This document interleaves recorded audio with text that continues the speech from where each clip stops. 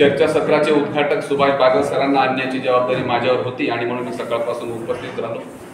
या परिसंवादाचे चर्चासत्राचे सन्माननीय संयोजक, आपल्या महाविद्यालयातील मराठी विभाग प्रमुख आणि आमचे मार्गदर्शक, संत साहित्याचे अत्यंत साक्षेपी अभ्यासक आदरणीय राम रवणेकर सर, ज्याची धडपड आपण असं महाराष्ट्रातलं एकही विद्यापीठ नाही की ज्याच्याशी ह्या संयोजकाचा संबंध आलेला नाही। म्हणजे रामटेकचं संस्कृत विद्यापीठ असेल, अमरावतीचं गाडगेबाबा विद्यापीठ असेल, नागपूरचं तुकडोजी विद्यापीठ असेल, औरंगाबादचं डॉक्टर बाबासाहेब आंबेडकर मराठवाडा विद्यापीठ असेल, ह्या सगळ्याही विद्यापीठाशी त्याचा संबंध आहे असा आमचा छोटा बंधू प्राध्यापक भारतभूषण शास्त्री, याच्यासाठी एकदा आपण जोरदार टाळ्या। अत्यंत धडपडा असा पोरगा आहे आणि त्याच्यासाठी आपण सगळ्यांनी यावं, हा एक प्रेमाचा भाग आहे। मित्र, थेट मी माझ्या विषयाकडे येतो, पण विषयाकडे येत असताना थोडं उद्घाटनाच्या सत्रातील एक दोन मुद्द्याचा परामर्श एकाच मिनिटात घेण्याची मला आपली परवानगी हवी आहे। शहाजी गायकवाड प्राचार्य साहेबांनी सकाळी एक विधान केलं। ते इंग्रजी साहित्याचे अभ्यासक आहेत, मोस्ट सिनियर आहेत, आता ते निवृत्त होत आहेत 31 तारखेला 30 तारखेला। पण मराठी भाषा ही भाषा संस्कृत पासून निर्माण झाली, संस्कृत ही मराठीची जननी भाषा आहे, असं त्यांनी विधान अत्यंत मोघमपणाने केलंय, असं मी अत्यंत नम्रतापूर्वक या सभागृहापुढे मांडतो। मराठी भाषा ही संस्कृत पासून निर्माण झालेली नाही।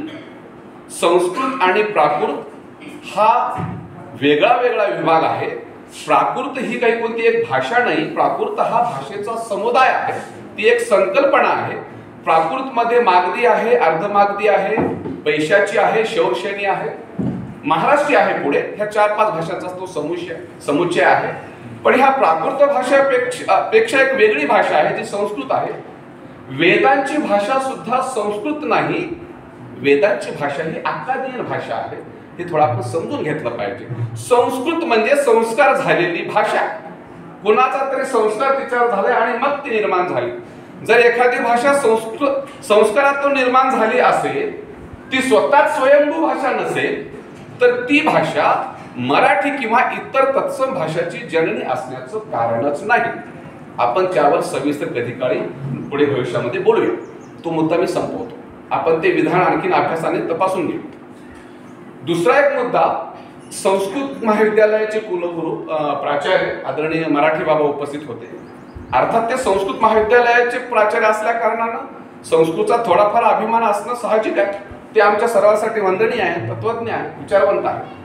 पण मराठी भाषेच्या संवर्धनाच्या उपक्रमामध्ये संस्कृत भाषेच्या माणसाने असणं फार महत्वाची गोष्ट आहे। ही भाषिक सौहार्दपूर्णता सुद्धा आमच्या शास्त्रीजींनी या ठिकाणी सांभाळली, ही गोष्ट महत्वाची आहे। पण मला असं सातत्यानं वाटत आलंय की संतांचा आणि विशेषतः महानुभावांचा मूल्य विचार समजून घेत असताना आपण कुठल्या मूल्याचा विचार करायला पाहिजे, ही गोष्ट महत्वाची आहे। मित्र, मूल्य ही गोष्ट सकाळी बागल सरांनी उद्घाटनाच्या भाषेत सांगितलं की मूल्य म्हणजे काय, व्हॉट इज द व्हॅल्यू, मूल्य म्हणजे काय हे पहिल्यांदा संकल्पना समजून घेतली पाहिजे, ती त्याने समजून दिली। पण मूल्य ही गोष्ट कधीही कालातीत नव्हती, ही गोष्ट समजून घ्या। मूल्य ही गोष्ट काल सापेक्ष आहे, मूल्य ही गोष्ट स्थल सापेक्ष आहे, हे पहिल्यांदा मी नमूद करतो। ती कशी स्थल सापेक्ष आहे? जे मूल्य भारतवर्षामध्ये लागू होतं तेच मूल्य अमेरिकेत, इंग्लंडमध्ये, रशियामध्ये मानलं जातं असं नाही। तुम्ही म्हणाल हे कसं? ती अनेक पुराव्यांशी सिद्ध करतायत। त्या संस्कृतीची मूल्य वेगळी आहे, भारताच्या संस्कृतीची मूल्य वेगळी आहे। मूल्य स्थल सापेक्ष आहे, मूल्य काल सापेक्ष सुद्धा आहेत। काल सापेक्ष कशी? संत साहित्याचा जागर आपण सकाळपासून करतोय, महानुभाव साहित्याचा जागर करतोय। महानुभावांच्या साहित्याचं केंद्रबिंदू किंवा संत साहित्याच्या मध्यवर्ती केंद्रबिंदू हा भक्ती राहिलेला आहे। वारकरी पंथातल्या संप्रदायातल्या सगळ्या साहित्याचं केंद्रबिंदू हे भक्ती राहिलेला आहे। म्हणजे विठ्ठलाची अर्चना करणं, पूजा करणं, वारीला जाणं, सरांनी मगाशी सांगितल्याप्रमाणे एकादशी करणं, ही वारकऱ्यांची मूल्य आहे।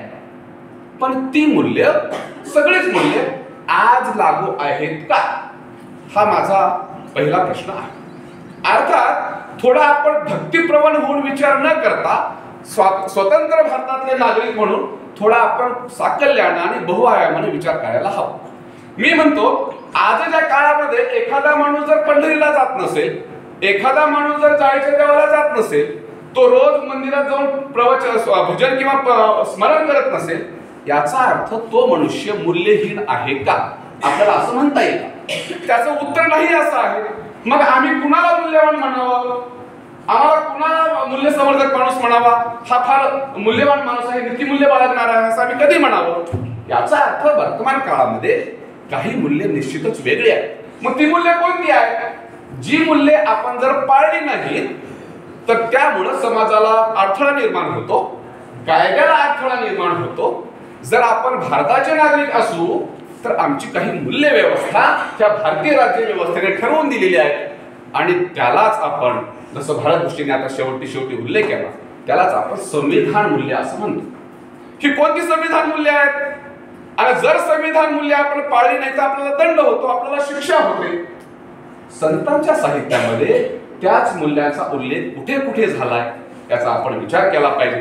जर ही संविधानिक मूल्य, जसं डॉक्टर बाबासाहेब आंबेडकरांनी सांगितलं की संविधान हे माणसाच्या उत्थानासाठी आहे, माणसाच्या पुनर्निर्माणासाठी आहे, समाजाच्या पुनर्निर्माणासाठी आहे. हे केवळ कायद्याचं बंदिस्त केलेलं पुस्तक नाहीये, आम्ही तुमच्या पत्रात टाकावं आणि तुम्ही ते कुलपामध्ये बंद ठेवावं. संविधान हा आत्मसात करण्याचा विषय आहे, ते प्राशन करण्याचा विषय आहे. आणि बाबासाहेबांनी संविधान एका दिवसात लिहिलेलं नाही. बाबासाहेबांनी हिंदूंचा, वैदिकांचा अभ्यास केलेला आहे, बाबासाहेबांनी महानुभावांचा अभ्यास केलेला आहे, बाबासाहेब संत एकनाथच्या मंदिरात पैठणला आले म्हणजे नाथांचा अभ्यास केलेला आहे, बाबासाहेब देहू आळंदीला जातात, विठ्ठल मंदिर पाहतात पंढरपूरला जाऊन, बाबासाहेबांनी वारकऱ्यांचा अभ्यास केलेला आहे. हे अभ्यास करणं हे संतांच्या साहित्यातलं मूल्य संविधानात कुठे प्रवर्तित करता येतं का याचा विचार करणं आहे. आणि म्हणून सकाळी आदरणीय सावरकर बाबांनी फार जोशपूर्ण भाषण दिलं, मला आनंद वाटला. आपलं चर्चासत्र फार उंचीवर नेलं बाबांनी. सावरकर बाबांनी सांगितलं की डॉक्टर भाऊसाहेब कोलते, विभी कोलते ज्याने लीळा चरित्राचं संपादन केलं पुढच्या काळामध्ये, त्या भाऊसाहेब कोलत्यांचं जीवन चरित्र आहे अजूनही चालतोची वाट. इतकं मोठं आहे पुस्तक, ते जरूर महानुभावाने वाचायला हवं. ते का वाचायला हवं? तर मी तर नेहमी म्हणत आलोय की ज्या पद्धतीनं मध्ययुगामध्ये किंवा स्वामींच्या पश्चामध्ये महिमंट नावाचा विदूषक होऊन गेला, विद्वान पंडित होऊन गेला, ज्यांचे अनंत उपकार केवळ महानुभावावरच नव्हे मराठी साहित्यावर आहेत, तेवढेच उपकार डॉक्टर व्ही कोलत्यांनी सुद्धा आपल्या परंपरेवर करून ठेवलेले आहेत. हे मी जाणीवपूर्वक बोलतोय. पुण्या महानुभावांना आवडेल नाही मला माहित नाही, पण महिमठाने जसा लीळा गोळा केलेला आहे शेतकऱ्यांच्या पाठीमागे जाऊन, नांगराच्या पाठीमागे जाऊन, तसं विभी कोलत्याने महानुभावांचं समृद्ध दालन लोकांसाठी खुलं केला आणि मग महानुभाव जगापुढे आला, मग चक्रधर जगापुढे आला. आणि डॉक्टर B.R. आंबेडकर नागपूरला गेलेले आहेत विभी कोलत्यांकडे. भाऊसाहेब कुलगुरू होते नागपूर विद्यापीठाचे आणि भाऊसाहेबांना म्हणतात की भाऊसाहेब मी महानुभाव समजून घ्यायला आलोय, चक्रधर समजून घ्यायला आलोय, मला सांगा मला धर्मांतर करायचंय, कुठल्या धर्मात जाऊ, मला हिंदू धर्माचा त्याग करायचा आहे, बौद्ध धर्माचा अभ्यास सुरू आहे, वारकऱ्याचा सुरू आहे, महानुभावांचा सुरू आहे, मला इस्लाम नकोय कारण इस्लाम बाहेरून आलेला आहे, बौद्ध इथल्या देशातला ऐतिहासिक धर्म आहे, मी विचार कशाचा करू? भाऊसाहेबांनी सांगितलं हा पंथ हा समतावादी पंथ आहे. भाऊसाहेबांनी नम्रपणे सांगितलं की हो, चक्रधरांचं तत्वज्ञान हे समतामूलक आहे, हे स्वातंत्र्यमूलक आहे, पण आजच्या महानुभाव पंथातलं वर्तन दुर्दैवाने मला समतामूलक दिसत नाही असा भाऊसाहेबांचा अभिप्राय. आणि बाबासाहेब तिथून परावर्तित झालेले आहेत, महानुभाव पंथ त्यांनी सोडलेला. मुद्दा माझा असा आहे, संविधानाची कोणती मूल्य आहेत? स्वातंत्र्य, समता, बंधुता, न्याय, स्त्रियांचा सन्मान, विज्ञानिष्ठ दृष्टी, ही सगळी जर संविधान मूल्य आमच्या चक्रधरांच्या ठाई असतील, आमच्या तुकोबाच्या साहित्यात असतील, आमच्या नाथांच्या साहित्यात असतील, तर याचा अर्थ जर आम्ही संतांची मूल्य आत्मसात करत असू तर आम्ही संविधानालाच आत्मसात करतोय असा त्याचा अर्थ होतो. स्वामींनी सांगितलं स्वातंत्र्य, सगळ्यांना सूत्र माहिती आहे, स्वातंत्र्य हा मोक्ष आणि पारतंत्र्य हा बंध. अरे बाबा, सर्वज्ञ श्री चक्रधर स्वामी पैठणच्या परिसरात असताना राजवट कोणाची होती? राजा रामदेवरायाची होती, कृष्णदेवरायाची होती, म्हणजे यादवांची राजवट होती, म्हणजे हिंदूंची होती. जर राजवट हिंदूंची असेल तर पारतंत्र्य कसला? चक्रधराने पैठणमध्ये दवंडी पिटवली आणि सांगितलं होय मी मोक्ष वाटायला आलोय. हा जना अवघा ठकला असे परिक्रमण ठकला ऐसे म्हणायची ना. अरे हा सगळा समुदाय तर ठकवलाय. कुणी ठकवलाय? एका व्यवस्थेने ठकवलाय. कुठली व्यवस्था आहे ती व्यवस्था हिंदूंची आहे. दुर्दैवाने कारण राजवट हिंदूंची होती, धर्म वैदिकांचा होता, म्हणजे हिंदूंची होती व्यवस्था. ह्या व्यवस्थेने हिंदू म्हणणाऱ्या जनतेला ठकवला असेल तर चक्रधर सांगतात की होय मी स्वातंत्र्य वाटायला आलोय. स्वातंत्र्य कसला? आमचे सगळे विद्वान पंडित महानुभाव सांगतात की पैठणच्या परिसरामध्ये अधिकारी जीव होते. जिथं जिथं स्वामी गेले तीर्थस्थान निर्माण झाले म्हणजे तिथं अधिकारी जीव होते. ही कल्पना आपण थोडं संकल्पना पंथी परिभाषेतून थोडं बाहेर येऊन पाहायला पाहिजे असं माझं मत आहे. अधिकारी होते म्हणजे काय? म्हणजे त्यांचं काही ते दैव होतं बलवत्तर, पूर्वपुण्याई होती किंवा आपल्या साहित्य पंथाच्या भाषेमध्ये पूर्वसुकृत होता आपण असं त्याला म्हणूया. पण मी असं कायद्याच्या भाषेत समजतो अधिकारी जीव होते म्हणजे कुणाचे तरी अधिकार नाकारले गेले आणि ते अधिकार मी द्यायला. चक्रधर स्वामींचा प्रवास बघा. सकाळी मी गाडीमध्ये बागसर आणि आमचे मोहन बाबुळकर शास्त्री यांनी मी बोलत होतो. ते मला म्हणाले की तुमचं गाव कोणतं आहे? मी म्हटलं नांदेड. अरे ते म्हणजे नांदेडवरून पैठणला आले. थोडं आमचं गमतीत चाललं होतं. पण मी त्यांना एक गोष्ट बोललो. अर्थात ती पात्रता माझी आहे असं समजण्याचं कारण नाही. सर्वज्ञ श्री चक्रधर एकांतामध्ये नांदेडला होते. राहेर, नांदेड, गोपचोंडी वगैरे लिमगाव तो परिसर करत होते आणि पुढे ते पैठणला आले. अर्थात पैठणला येतात ते मेहकरवरून आले. बोनेबाईचा सोबत तुम्हाला माहिती आहे. पण गोदावरीचा प्रवास हा पैठणवरून नांदेड आहे. ती अंबड, जालना, घनसावंगी किंवा शहागडवरून ती खाली नांदेडला जाते. सर्वज्ञ चक्रधर नांदेडवरून पैठणला येतात. नदीचा प्रवास पश्चिमेकडून पूर्वेकडे आहे. चक्रधरांचा प्रवास पूर्वेकडून पश्चिमेकडे आहे. कोणताही महापुरुष माझा चक्रधर सुद्धा प्रवाहाच्या विरुद्ध दिशेने पैठणला येतो आणि हे मित्र चक्रधरांनी स्वातंत्र्याचे दांडे पिटवले आणि मी सांगितलं की मी तुम्हाला अधिकार प्रदान करायला आलेलो. स्वामींच्या मोक्षाच्या संकल्पनेचं पण आपण पंथाच्या बाहेर जाऊन जरा विचार करायला पाहिजे. चक्रधरांना मोक्ष हा जन्माच्या नंतरचा अपेक्षित होता की नाही मला माहिती नाही. ते आमचे आदरणीय शहीद दामोदरजी वजीरगावकर या ठिकाणी बसलेले आहेत माझे तीर्थरूप. त्यांनी पंथामध्ये खूप सेवा केलेली आहे. सगळ्यांना माहिती आहे. खूप लोकांचे आमण्याचे पोवाडे केलेले आहेत. पण त्यांच्याकडे मला सांगता येणार नाही. पण चक्रधरांना मोक्ष जो अपेक्षित होता तो स्वातंत्र्याचा होता. कोणती व्यवस्था होती? हेमाद्री पंडिताची व्यवस्था होती. हेमाद्री पंडित हा यादवांचा प्रधान होता पण धार्मिक सगळी सूत्रच त्याच्याकडे एकवटलेली होती. आणि म्हणून स्वामी बोनेबाई सोबत पैठणला आलेले आहेत. कशाच्या निमित्ताने? सिंहस्थाला जाण्याच्या निमित्ताने नाशिकला. आज सुद्धा भारतामध्ये प्रयागराज येथे कुंभमेळा होतोय. आपला धर्म आपली मूल्य ही कुंभमेळ्याची मूल्य नाही आहेत. आमची मूल्य हे वारीची मूल्य आहे. आमची मूल्य हे स्नानाची मूल्य आहे. आमची मूल्य उघड्या नागड्या जाऊन स्नान करण्याची मूल्य नाही. हे पहिल्यांदा समजून घेतलं पाहिजे आपली मूल्य कोणती आहेत. आणि बोनेबाई सोबत बाबा पैठणला आले तर ती बोनेबाई म्हणते जी जी चला ना आपण कुंभमेळ्याला जाण्यासाठी आलो नाशिकला, चला. सगळा जथ्था चाललाय. स्वामी तिच्यासोबत मेहकर करून आले पण पैठणवरून पुढे जात नाहीये. ते का जात नाही त्याचं कारण फार महत्वाचं आहे. स्वामींना माहिती होतं की पैठण ही दक्षिण काशी आहे. वाराणसी काशी आणि इकडे दक्षिण काशी म्हणजे पैठण. इथल्या लोकांना नागवण्याची, दलितांना, अस्पृश्यांना, बहुजनांना, स्त्रियांना केवळ नागवण्याची व्यवस्था पैठणमध्ये प्रस्थापित झालेली होती आणि ती सनातन हिंदुत्वाची होती. ब्राह्मण्यवाद्यांची होती. वैदिकांची व्यवस्था होती. वैदिक जरा वेगळा. वेद फार महत्वाचे आहे. सर्वज्ञ श्री चक्रधरांनी आपल्या निरूपणामध्ये वेळोवेळी वेदाचा संदर्भ दिलाय. याचा अर्थ ते वेद प्रामाण्य मानित नव्हते. वेदाचा संदर्भ घेतो. वेदात काय काय आहे ते सांगत होतो. आणि म्हणून इथल्या व्यवस्थेने इथल्या लोकांना नागवले तर मी तुम्हाला स्वातंत्र्य देण्यासाठी आलोय. समता प्रस्थापित करण्यासाठी आलोय. संविधानातलं दुसरं मूल्य आहे समता. चक्रधरांनी समता प्रस्थापित केली. कुणाकुणासाठी प्रस्थापित केली? चक्रधरांच्या समता प्रस्थापित करण्याच्या कार्याचे दोन मूल्य आहेत. एक, पददलित आहेत त्यांना वर उचलणं, जे दबलेले आहेत, पिछाडलेले आहेत त्यांना वर उचलणं सन्मानानं. आणि दुसरं मूल्य, दुसरी बाजू आहे, दुहेरी स्वरूप आहे, डोक्यावर जे बसले त्यांना खाली आणणं. खालच्याला वर उचलणं आणि डोक्यावरच्याला खाली आणणं. कोण डोक्यावर बसलं होतं? आमच्या इथल्या व्यवस्थेच्या.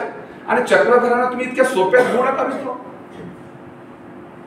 ऋषी बाबा, चक्रधर केवळ महानुभावांची मालमत्ता नाही किंवा आपण फक्त चक्रधरांना धरून चालणार नाही. तुम्हाला माहिती आहे गृहस्थ धर्मामध्ये बायकांच्या कपाळावर एक कुंकू असतं. ते तिच्या नवऱ्याचं असतं. ती त्याचं नाव लावून मिळवते. पण तिच्या आयुष्यामध्ये तिचा वडील महत्वाचा आहे, तिचा भाऊ महत्वाचा आहे, तिचा मुलगा महत्वाचा आहे. ह्या सगळ्याच्या विचाराचा परिपाक तिच्यामध्ये होतो. ती त्या सगळ्याचं मूलद्रव्य आपल्या अंगात शोषून घेते, व्यक्तिमत्वात शोषून घेते आणि ती स्वतःला समृद्ध करते. पण नाव मात्र तीच नवऱ्याचं लावते. आपण पण कसं करायला पाहिजे? माझ्या कपाळावर चक्रधराचं जरी नाव असलं तरी मला तुकोबा महत्वाचा आहे, मला ज्ञानदेव महत्वाचा आहे, मला बसवेश्वर महत्वाचा आहे, मला गांधी महत्वाचा आहे, मला बाबासाहेब महत्वाचा आहे. ह्या सगळ्यांची मूल्य थोडं आपल्या अंगामध्ये घेऊन आपण पुढे वाटचाल केली पाहिजे. मी समतेच्या संदर्भाने बोलत होतो. सारंग पंडित नावाचा ब्राह्मण आहे पैठणमध्ये, आणि स्वामींना कळालं की ब्राह्मण्य व्यवस्थेची सगळी मूलतत्व इथे आहेत. आपण इतरत्र फांद्या छाटत बसण्यापेक्षा आपण मुळावर घाव घालूया आणि ही वर्ण व्यवस्था उद्ध्वस्त करून टाकूया. चक्रधरांचं काम हे केवळ पंथ संस्थापकाचं काम नाहीये, ते धर्म परिवर्तनाचं काम आहे, ते समाज परिवर्तनाचं काम आहे. आणि स्वामींनी सांगितले की होय, हे मी उकळून फेकायला आलोय, मी सिद्धास्त झालोय. आणि म्हणून चक्रधर सगळ्या महाराष्ट्रात फिरतात, पण स्वतःला मात्र प्रतिष्ठानचे मानतात. ही गोष्ट फार महत्वाची आहे की नाही? प्रतिष्ठाने श्री चांगदेवराव, ते फार महत्वाचं आहे. आणि समता प्रस्थापित करत असताना सारंग पंडित रोज दर्शनाला येतो, पण त्याच्या अंगातला ब्राह्मण्याचा अहंकार जात नाही. स्वामी त्याला म्हणतात, शिखासूत्राचा त्याग कीजे आणि मग येथ अनुसरुची. माझं जर अनुसरण तुला करायचं असेल तर तुझ्यामध्ये जो वर्ण अहंकार भरलेला आहे, आणि वर्ण अहंकाराचं जे प्रतीक आहे, जे शेंडी आहे, जाणव आहे, त्याचा त्याग कर आणि मग माझ्याकडे. तो सारंग पंडित तयार होत नाही. रामदेव दादास नावाचा एक गुरु आहे, तो सुद्धा स्वामीला दंडवत घालत येतो लागूनच. स्वामी त्याला म्हणतात की एकत्र बसून जेवण करू, पण त्याने स्वतःच पात्र जवळ ठेवलेलं आहे. कशासाठी? इथल्या ह्या सामान्य लोकांसोबत मी जेवणार नाही, मी बाजूला जाऊन बसेन, मग जेवण करेन. ही गोष्ट फार महत्वाची आहे. आणि ह्या सगळ्या लोकातला अहंकार काढून टाकून स्त्री पुरुष, उच्च नीच, गरीब श्रीमंत, महाजन महार, ह्या सगळ्यांना एका समतेच्या पातळीवर आणायचं असेल तर मला याच्यातला ब्राह्मण्यवाद काढून टाकला. आणि म्हणून एकदा जोगेश्वरीच्या परिसरातली घटना आहे. मातंगाची एक गोष्ट मी सांगतो, 12 मिनिटात संपवतो. म्हणजे आणखी 12 मिनिटात नाही, आणखी 3 मिनिटात. 3 मातंग तरुण आहेत आणि ते जोगेश्वरीच्या मंदिरापासून चालत पैठणच्या परिसरातली घटना आहे. ते ठिकाण आता मला वाटतं जायकवाडीच्या धरणामध्ये गेलेले. आणि जोगेश्वरीच्या मंदिरात जाऊन दर्शन घेण्याची परवानगी इथल्या तथाकथित हीन जातीतल्या लोकांना नव्हती, दलितांना नव्हती, महाराणांना नव्हती. आणि ते तरुण जोहार म्हणतात देवीला आणि पुढे निघून जातात. पण जोगेश्वरीच्या मंदिरात सर्वत्र चक्रधर बसलेले आहेत. बल्हेग्रामचे महाजन आले, त्यांना उपदेश करतायत. आणि उपदेश करत असताना ह्या मातंगा तरुणांना कळालं की ते स्वामी बसले. त्यातला एक तरुण म्हणतो की मी आज खुद्द परमेश्वराचं दर्शन घेतल्याशिवाय जाणार नाही. त्याच्यामध्ये बंडाची भावना तयार होते. ज्या व्यवस्थेने तुला कधी मंदिरात जाऊच दिलं नाही, त्या मंदिरात जाऊन देवाचं दर्शन घेण्याची इच्छा व्यक्त करतो तो मातंग. ते 2 तरुण त्याला वेड्यात काढतात, मूर्ख आहेस का, समाज व्यवस्था ठोकून काढेल. ते 2 तरुण निघून जातात. पण तो एक जो आहे तो म्हणतो नाही, मी दर्शन घेतल्याशिवाय जाणार. आणि दर्शन घ्यायला तो गेलेला. बाईचा तिथे आहे, महाराईचा आहे. आणि बाईने निरोप दिला की जी असा असा तो मातंग तरुण आहे, दर्शन घेतल्याशिवाय जात नाही म्हणतो. स्वामीने त्या बैठकीतून एक लाडू दिलाय आणि त्याला द्यायला सांगितलं. बाई लाडू देते आणि त्याला म्हणते की तू जा आता. पण त्याला दिलेलं उत्तर फार महत्वाचं. तो म्हणतो नाही, मी लाडू घेण्यासाठी थांबलेलो नाही, मी जीजीचं स्वामींचं दर्शन घेण्यासाठी थांबलोय. मी प्रसादवादी नाहीये, मी दर्शनवादी आहे. त्याला दिलेलं उत्तर फार महत्वाचं आहे. मी प्रसादवादी नाहीये, मी दर्शनवादी आहे, दर्शन घेण्यासाठी थांबलोय. बाई सा गेलेली आहे आणि स्वामीला सांगतो तो काही जात नाही. स्वामी म्हणतात, महाजनांना बसवतात. स्वामी बाहेर येतात मंदिराच्या आणि त्या मातंगाने हातात दिलेला लाडू स्वामीच्या पायावर तो ठेवतो. आणि मग स्वामी तो लाडू उचलतात आणि त्याला विचारतात, हे अवघे गोणयाचे काय, हे अवघे, हे गोणी आहेत म्हणजे टोचण्यात येणाऱ्या गोण्या आहेत. हे सगळे हे अवघे म्हणजे हे महाजन, हे उच्चवर्णी. तुला काही त्रास झाला, तो शांत राहतो, दर्शन घेतो आणि निघून जातो. पण स्वामींनी केली जी घटना आहे, स्वामी तो लाडू घेतात, मध्ये जातात आणि महाजनांच्या हाताला देतात. ही घटना अप्रतिम घटना आहे त्या काळातली. सर्वज्ञ श्री चक्रधर महाराष्ट्रातले समता प्रस्थापित करणारे पहिले बंडखोर आहेत.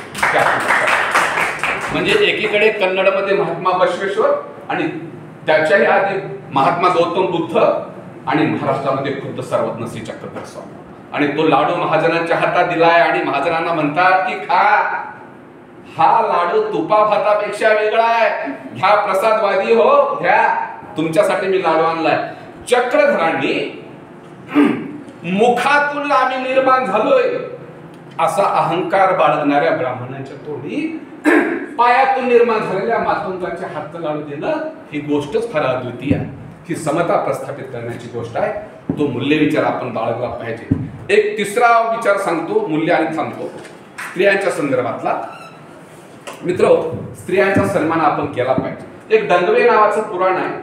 म्हणजे हे मूल्य ही जी मूल्य आहेत, ही मूल्य फक्त लीळा चरित्र, गोविंद प्रभू चरित्र, सूत्रपाठ, दृष्टांतपाठ एवढ्याच महानुभाव साहित्यात आहेत असं नाही.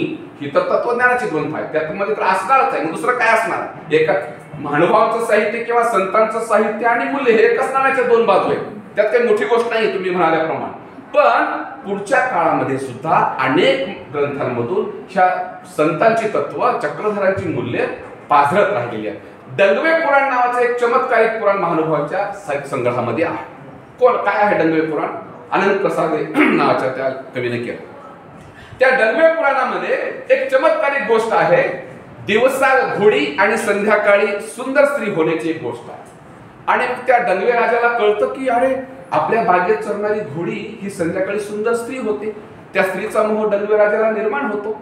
आणि इकडे कृष्णाला पण कळतं की ती सुंदर स्त्री आहे आणि कृष्ण पण ती घोडी मिळवण्याचा प्रयत्न करतो, म्हणजे ती सुंदर स्त्री मिळवण्याचा प्रयत्न करतो. आणि दंगवे राजा सुद्धा त्या घोडीवर हक्क सांगतो. दोघांचं तुल्यबळ युद्ध होतं. आता दंगवे राजा सगळ्या लोकांकडे जातो आणि म्हणतो की मला मदत करा, मला कृष्णाच्या विरोधात लढायचं. आणि तो हळूहळू दुर्योधनाकडे येतो. बघा, एकीकडे पांडव आहेत, पांडवांनी मदत केली आहे दंगवे राजाला. असं कोणाला माहिती आहे का कृष्णाच्या विरोधात पांडव उभे होते? कधी ऐकलंय का आपण? पण नाही, या पुराणात ते आलेलं आहे. पांडव, अर्जुन, सगळे भीम हे त्या दंगवे राजाच्या विरोधात आहेत आणि कृष्णाची यादवाची सेना एकीकडे आहे.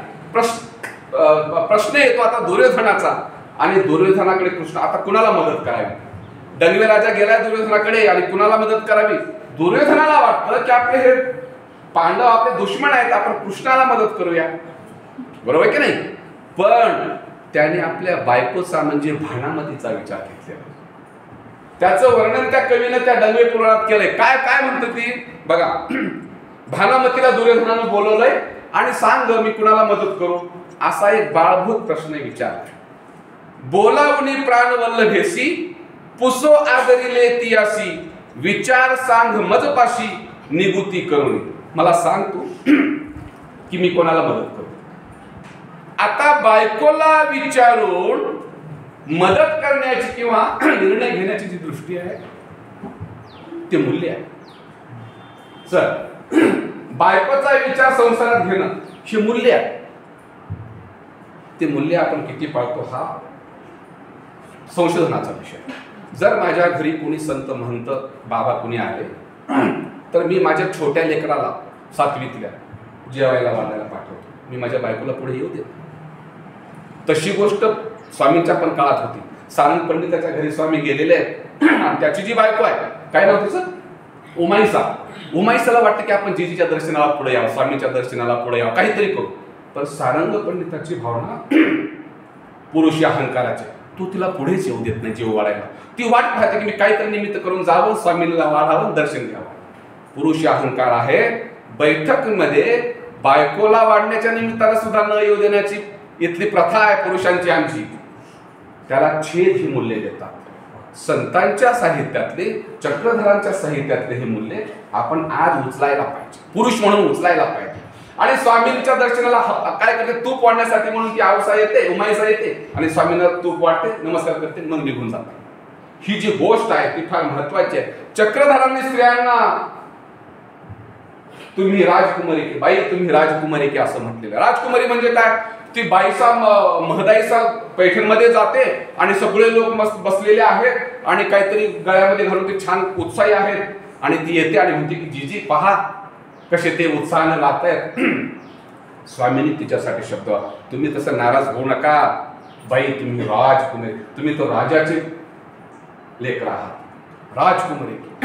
ही गोष्ट जी आहे ती फार महत्वाची आहे. समता, स्वातंत्र्य, विज्ञान दृष्टी, स्त्रियांच्या विटाळपणीला विटाळ मानायचं नाही, ती एक शारीरिक क्रिया. जसे नवदारातून शेंबूड चिपड नाक गळतो, अश्रू येतात, शेंबूड येतो, तसं कृष्णा नाडीतून तो धातू स्त्रवतो. म्हणून मासिक पाळीमध्ये स्त्रीला विटाळ मानू नका. हा किती मोठा विज्ञानाचा दृष्टिकोन आजच्या वैज्ञानिक युगातला चक्रधरांनी 11व्या-12व्या शतकात सांगितलं. ही गोष्ट अद्भुत आहे. आणि संविधानानं पण ते सांगितले की होय, ऑफिसमध्ये सुद्धा त्यांना लागणाऱ्या वस्तू पुरवण्याची तरतूद संविधानात आहे. ही संविधानिक मूल्य आहे. ती संविधानिक मूल्य जर आम्हाला चक्रधराकडून मिळत असतील, जर आम्हाला तुकोबाकडून मिळत असतील, तर ती संविधान मूल्य आपण आज जपणं गरजेचं आहे. इतर धर्म म्हणजे अधर्म म्हणतो मी त्याला माझ्या भाषेत. पंथ किंवा असा भेद नाहीये. वारकरी आम्हाला महत्वाचा आहे, बसवेश्वर आम्हाला महत्वाचा आहे, पण धर्माच्या नावाखाली जर कोणी मोठा उत्सव करून आमच्या सामान्याला नागवण्याचा विचार करत असतील तर त्याचा विचार तुम्ही तुकोबाच्या आणि चक्रधरांच्या नजरेतून करणं गरजेचं आहे. लाखो साधू कुंभमेळ्यात येतात. हे साधू नंतरच्या वेळेमध्ये काय करत असतात? आपण साधू संत मगाशी म्हणत होतो, पण कोण तो साधू आणि कोण तो संत हा भेद आपल्याला करता आला पाहिजे. तुकोबाला अपेक्षित असलेला संत रावलेकर सर आपण तपासून घेतला पाहिजे.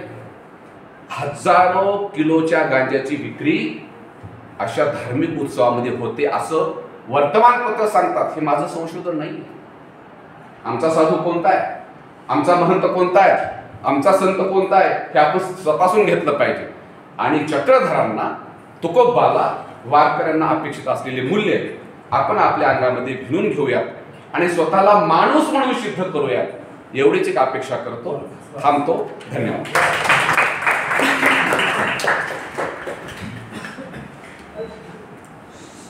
धन्यवाद सर. छान.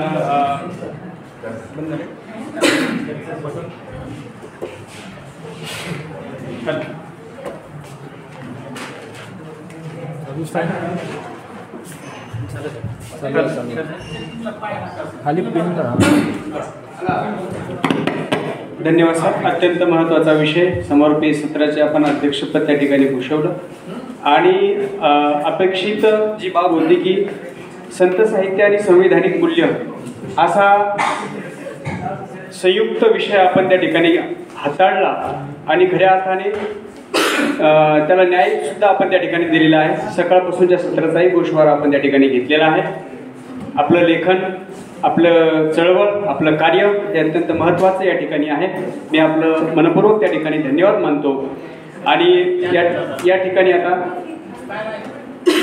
शेवटी आपलं संत साहित्य आहे आणि संत साहित्यामध्ये जसं आपण पाहिलं की हे सगळं अभंगाचं वाङ्मय आपण घेऊन आलोय, सूत्रांचं वाङ्मय त्या ठिकाणी घेऊन आलो. पण शेवट सुद्धा आमच्या या महाविद्यालयाचे विद्यार्थी एक अभंग सादरीकरण करतील आणि नंतर या सत्राचा त्या ठिकाणी समारोप त्या ठिकाणी होईल. कारण सर आपल्याला सांगायला आनंद वाटेल, महाराष्ट्रामध्ये कीर्तन महाविद्यालयाची परंपरा 1997ला चालू झाली अकॅडमिक लेवलला. त्या अगोदर कीर्तन महाविद्यालय पारंपरिक पद्धतीची होती, कीर्तनाची डिग्री कुठे मिळत नव्हती. पण तुम्हाला सांगायला आनंद वाटेल, हा कोर्स आपल्या अंबड तालुक्यामध्ये कोरोनाच्या काळामध्ये 2020ला मी आणला आणि आज रोजी 100च्या वर विद्यार्थी अकॅडमिक लेवलला BA इन कीर्तनशास्त्र त्या ठिकाणी उत्तीर्ण झालेले आहे. तुम्हाला सांगायला आणखीन आनंद वाटेल, हा गोदा पट्टा जो आहे हा सगळ्या कीर्तनकारांचा पट्टा आहे. इथे जर एक कीर्तनकार उभा राहिला सर तर कीर्तन हे अत्यंत त्यांचं माध्यमाचं क्षेत्र आहे. इथल्या व्यक्तीला लोक 20-30 हजार रुपये देऊन पुणे मुंबई सारख्या ठिकाणी बोलवतात आमच्या कीर्तनकारांना सुद्धा आणि गायकांना सुद्धा. आणि म्हणून इथं चांगली परंपरा कीर्तनकारांच्या ठिकाणी लाभलेली आहे. म्हणजे खऱ्या अर्थाने दोन्ही संगम या ठिकाणी भक्तिप्रसार सुद्धा आणि थोडंसं जसं आपण म्हणतो ना इंजिनिअरिंग झाला आणि पैसा मिळतो, आर्ट शाखेत काय मिळतो सर? प्रश्न आहेत ना आपल्याकडे. तुम्ही आम्हाला सांगितलं की बाबा आपल्याला काय मिळणार आहे एका लेक्चर मागं? 700 रुपये 500 रुपये कामगारांचं जीवन. ही अवस्था आपल्या विद्यार्थ्यांची नाही.